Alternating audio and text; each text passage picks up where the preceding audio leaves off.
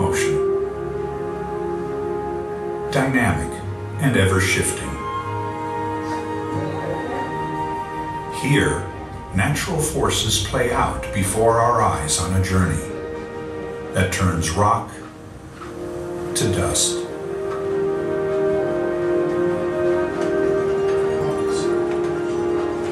Where evolution moves in fast forward.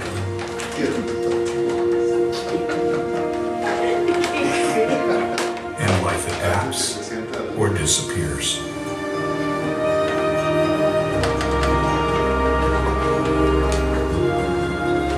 All of this unfolds in one of the world's greatest wonders, White Sands National Monument.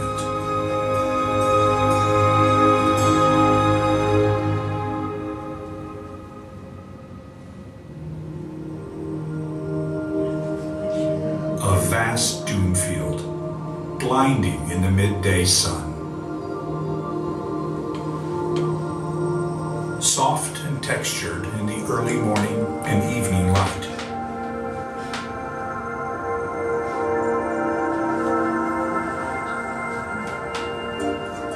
Never the same twice, but always a shade of white.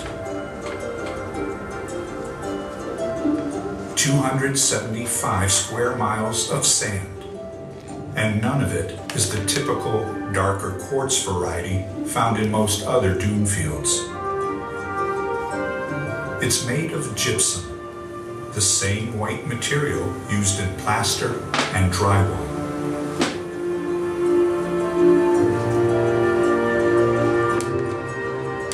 Here, gypsum is the key building material, and it shapes everything that lives within its boundaries.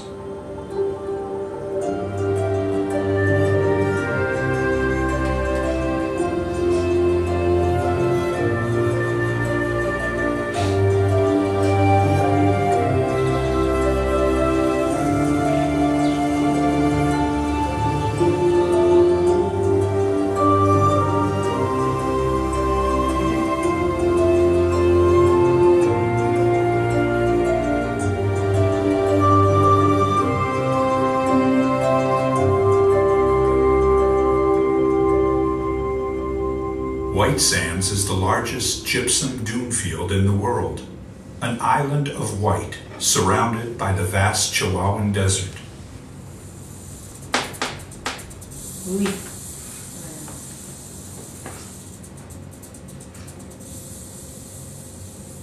In a world of white dust and sand, most animals' chances of survival improve if they blend in.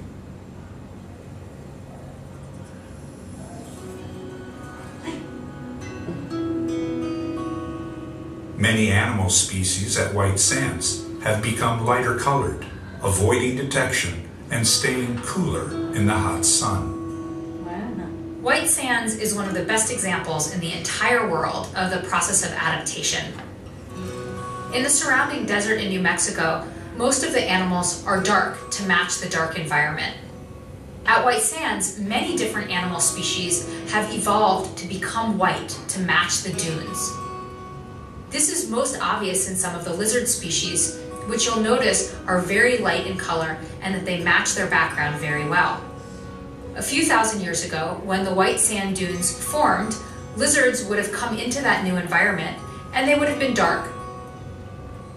The darkest lizards would have been eaten by predators, and the lighter lizards would have survived better and passed their genes along to the next generation.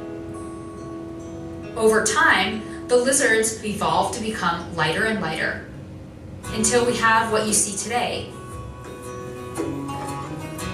The reason why this is so exciting to me as a biologist is that it gives us a window into the process of evolution, and it allows all people to see evolution in action.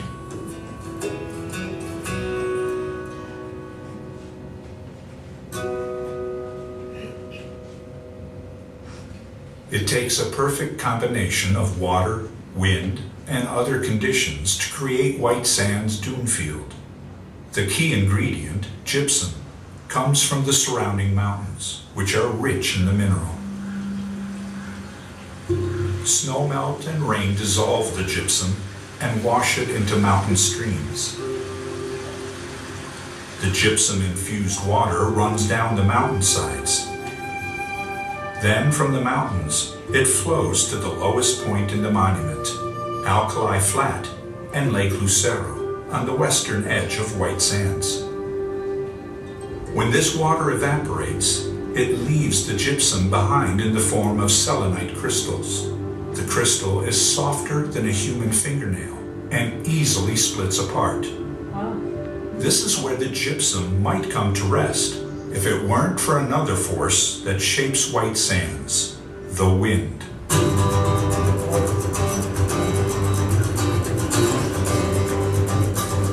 In the spring, it often blows hard from the southwest. And when it reaches 15 to 17 miles per hour, it picks up any gypsum the size of a cornflake or smaller. Like bumper cars, the gypsum pieces bounce, roll, and slam their way northeast. They start out coarse. As they tumble, they break into smaller and whiter pieces, and then end up as fine grains, almost as soft as talcum powder. Pushed by the wind, grains of gypsum sand pile up into dunes, which move across the desert like waves. One of the surprising things about White Sands is how young they are. Most of the dune field formed between 4,000 and 7,000 years ago. Geologically, that's almost like yesterday. In comparison, most of the southern New Mexico landscape is 500,000 to 1 million years old. So almost the entirety of the dune field formed in a very short time, less than 1,000 years, during a time of high temperatures and accentuated drought. It's been very dynamic, with a wide variety of new dunes forming and being destroyed over the last several thousand years, and they're still forming today. Newly formed dunes, exposed to the wind, can advance 38 feet in a year. At the other extreme of the dune field, dunes on the outer edges creep just inches, anchored in place by plants.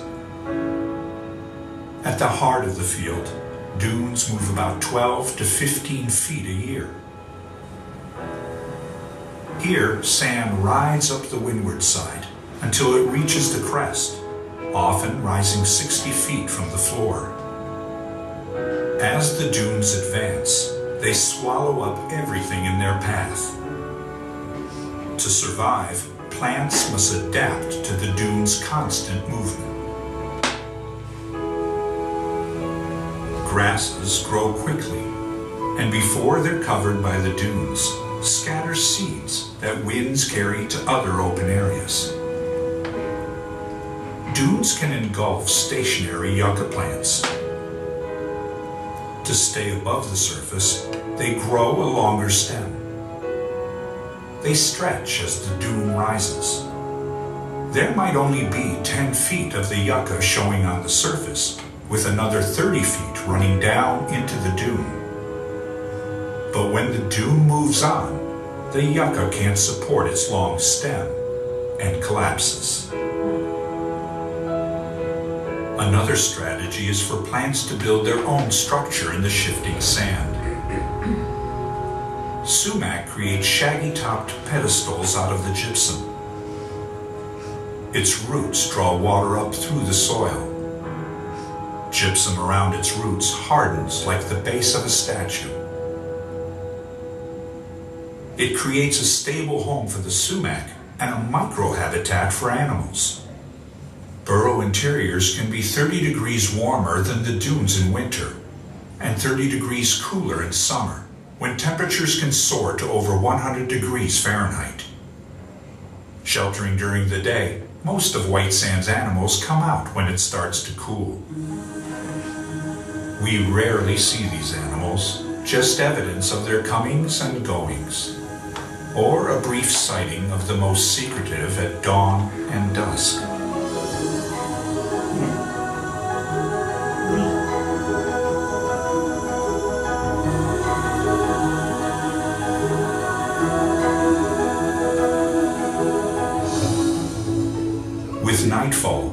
the desert is transformed.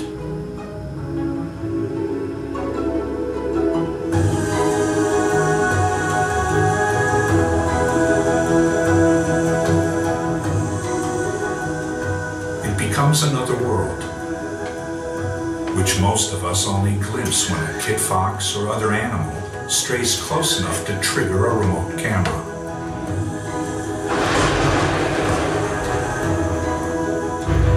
All of this life depends on one thing: water. In late summer, moisture-laden clouds build along the surrounding mountains. Some push over the top and into the basin.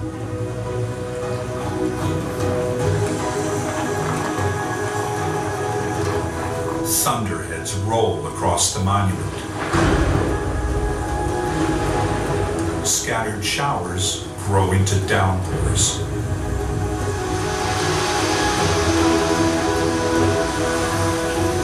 This is known as monsoon season. Still, rainfall averages less than 10 inches per year. What makes White Sands different from most other deserts is that it holds onto much of this water. Surrounded by mountains, White Sands is at the bottom of a basin shaped like a bathtub with no drain, so rain and runoff flow to the lowest area, Lake Lucero and Alkali Flat. At the wettest times of year, there's standing water in the middle of the desert, and Lake Lucero briefly refills. 11,000 years ago, a much bigger lake known as Lake Otero covered this area. Life was drawn to its waters. These are raised mammoth tracks, left thousands of years ago when the animals walked through clay to reach the lake, long before the dunes formed. And today, living reminders of this lake appear whenever there is even just a puddle in the desert. Add water, and from out of the sand, brine shrimp emerge. Their eggs may lay dormant on the desert floor for dozens or even up to 100 years, waiting for the water to return. Beetles, tadpoles, and larvae appear in the water as well. They attract hunters. Ducks and shorebirds feast during this brief period of plenty.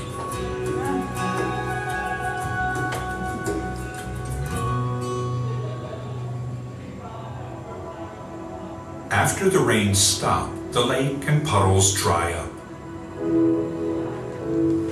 But even in the driest months, there's water just feet or even inches below the surface at White Sands.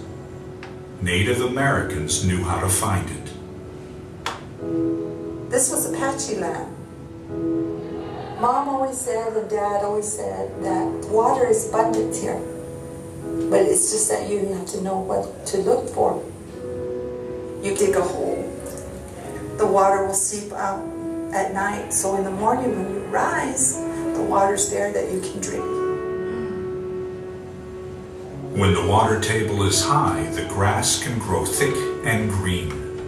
Several tribes of Indians, including the Mescalero Apache, gathered seeds and plants throughout White Sands. But when the first Spanish and Mexican settlers arrived, they rarely ventured far into the dune field.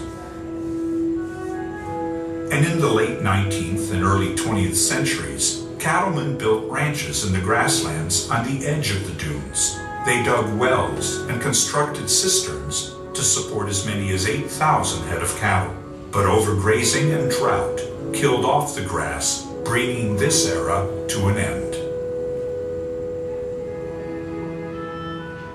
Shortly after, President Hoover established White Sands National Monument in 1933. The primary mission of the National Park Service is to be the caretaker of special places like White Sands, passing these resources on to future generations. I look at White Sands as being an experience that you have to respect what is given to you. When Apache people came into any location, they used what was needed. And when they left, it looked like there was no one there.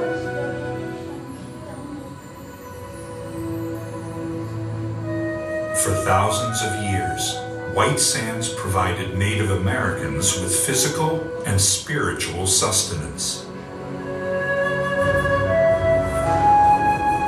Today, it still inspires awe.